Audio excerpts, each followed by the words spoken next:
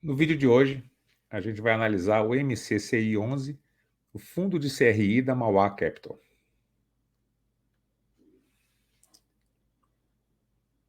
Então, o MCCI ele tem um patrimônio líquido, né, de 1 bilhão e 626 milhões, 114 mil cotistas, preço da cota mercado, valor patrimonial está em 0,97, né, tem um pequeno desconto. Esse desconto aí já foi um pouco fechado, né, na data que a gente está gravando hoje aqui está em torno de 0,99, mas ele tem um pequeno desconto aí. Dividend yield anualizado de 12,3% ao ano. Então, se você pegar o CDI, né, a Selic, hoje com os 15% de desconto do imposto que você paga, ela está em 11 e qualquer coisinha. Então, o dividend yield foi um pouco aí superior à Selic, né, no período. A data do IPO, dezembro de 2019, então é um fundo aí que vai fazer 4 anos, né, 3 anos e pouco. A Mauá Capital é a gestão, taxa de gestão 0,8%, mais administração de 0,2%. Então, ao todo, 1% ao ano de taxa. Então, é mais ou menos a taxa média de mercado, né? Então, ele tem aí 1% em cima do patrimônio líquido do fundo ao ano. E também, tem também uma taxa de performance de 20% sobre o QCD 100% do CDI, né? Essa taxa aqui, eu já acho ela um pouco estranha, porque o benchmark do fundo, né, ele é CDI, no entanto, a maioria da carteira é IPCA, né? Então, o ideal seria que o benchmark, né, ele fosse também no principal ativo que ele investe, que seria o IPCA, seria melhor, né? 100% dos CRIs da carteira permanecem adimplentes e todas as parcelas referentes a agosto, o vencimento até a data de publicação deste relatório, já foram pagas. Então, assim, está tudo em dia, né? A gestão, ela se esmerou aí para colocar o resultado ali que está dos CRIs, né? Então, todos os CRIs estão adimplentes. Então, nesse momento aí de mercado que está todo mundo preocupado, né, com o CRI, taxa de juros alta, um monte de crédito estourando, o fundo passou aqui a tranquilidade dizendo que está tudo ok com a carteira. Tá?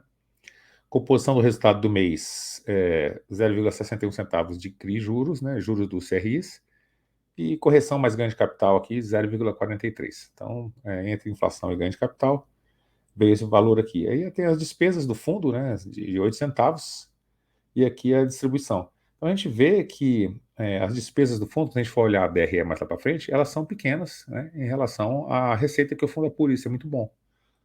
Então, tem aqui a taxa média dos ativos do fundo está IPCA mais 7,2, tirando 1% ali de administração, sobe IPCA mais 6, né?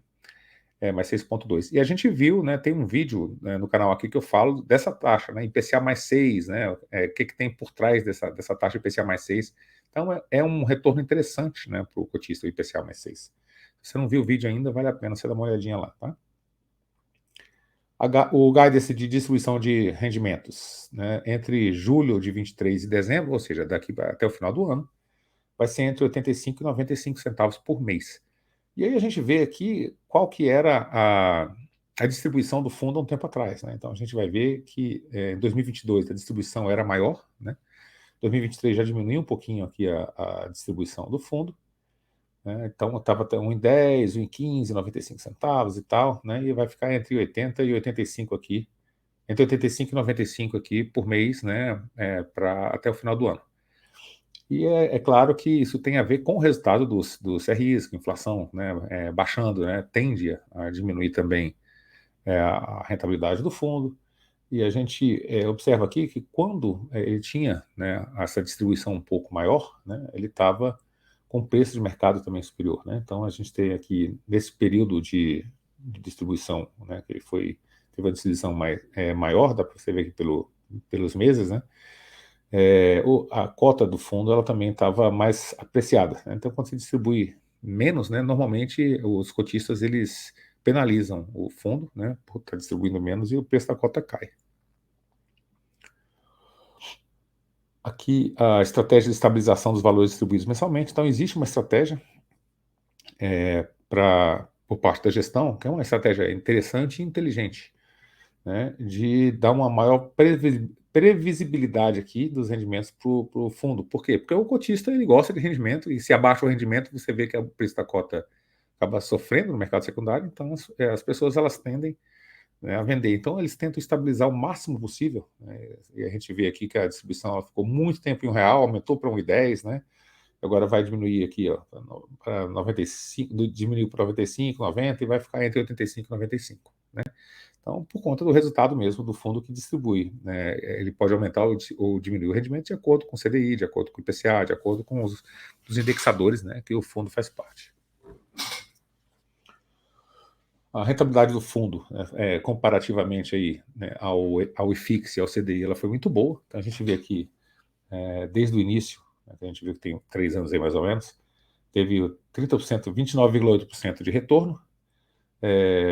O patrimonial dele deu 32, o IFIX só deu 11 no período, né, e o CDI líquido deu 25. Então ele bateu o CDI e bateu também o IFIX, né, foi um resultado muito bom.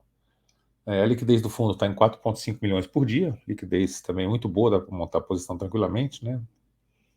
E aí a gente observa aqui, né, que a curva, né, de comparação aqui que fez, né, com que o fundo realmente tivesse uma performance superior tanto ao IFIX quanto ao CDI.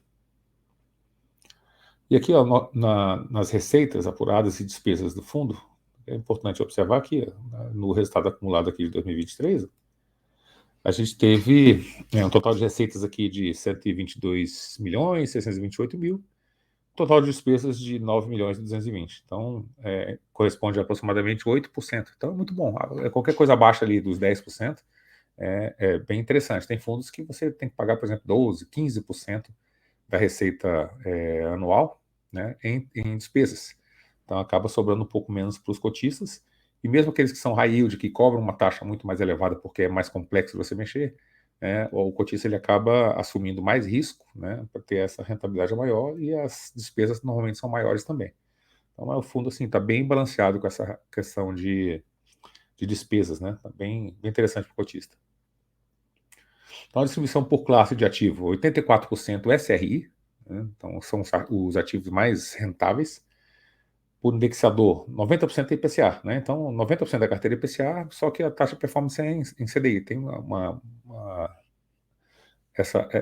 esse probleminha, né? Porque o ideal seria que a taxa de performance fosse em cima do IPCA.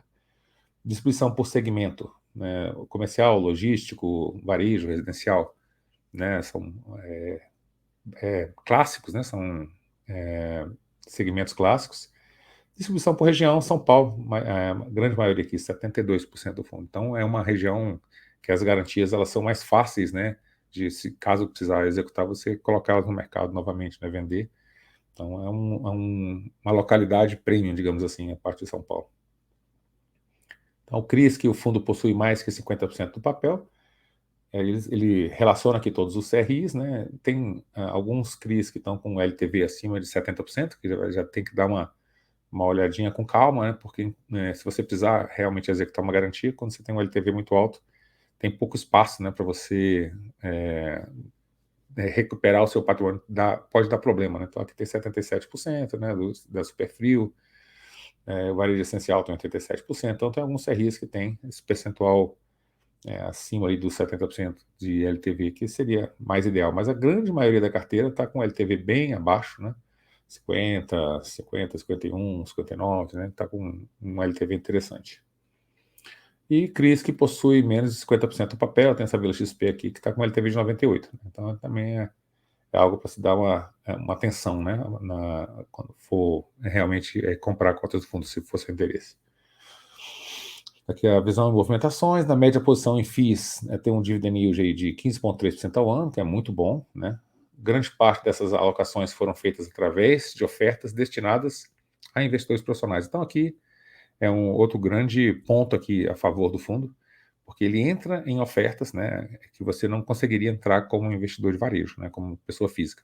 Eles conseguem bons negócios, né, conseguem entrar em fundos fechados mais para investidores profissionais, e esses fundos têm uma maior rentabilidade, depois eles conseguem ganho de capital fazendo, né, o trade com essas cotas de fundo que eles adquiriram. Então, o detalhamento por ativo, ele tem cotas aqui do MCHI, que também é um fundo da casa, né, percentual aqui de 3,9% aí da carteira, né, nada para se preocupar. E aí aqui o detalhamento dos ativos. Então, CRI lá do Morumbi, edifício Morumbi, né, é um edifício AAA, com LTV de 40%, LTV excelente e tal, e a maior posição do fundo, né? Então, a porcentagem do PL é 16,4%. Então, se aqui fosse a maior posição do fundo fosse 15, 20, 30% e o LTV fosse muito elevado, uma operação muito arriscada, aí seria um fundo mais arriscado para entrar. Ele não está muito concentrado, né? Até 16% ali nessa posição aqui, não é uma concentração muito grande, mas o LTV dele é interessante, o risco de crédito aí, né, é mais baixo por conta, né, do tipo de edifício que é AAA e tal, o LTV da operação 40%, né? Então a gente acaba tendo que observar esse tipo de coisa. CRI açaí, loan to value aqui de 57%, PCA mais 7. Né? Então esse aqui é IPCA mais 6, aqui IPCA mais 7, e tem 6,3% ali do patrimônio do fundo. Então as outras posições são todas menores do que isso, né? Disso para baixo, que é uma diversificação bacana e interessante. Então essa aí foi uma passada rápida aí no que é, né, o fundo de CRI da Mauá. É um fundo bem interessante, tem alguns pontos ali para serem verificados como qualquer fundo, mas entregou um excelente retorno aí para os cotistas, a gestão transparente, mostrou ali realmente como é que está essa questão dos CRIs, acompanhamento, é uma coisa importante, né? Então é isso que a gente tinha para trazer no vídeo de hoje. Se você gostou, deixa aí, né, seu like, se inscreve no canal, deixa um comentário aqui embaixo, né, o que você achou do vídeo. E a gente tem também um relatório de fundos imobiliários, relatório de FIP e FIINFRA, né, que são renda na veia, e os links aqui embaixo do vídeo.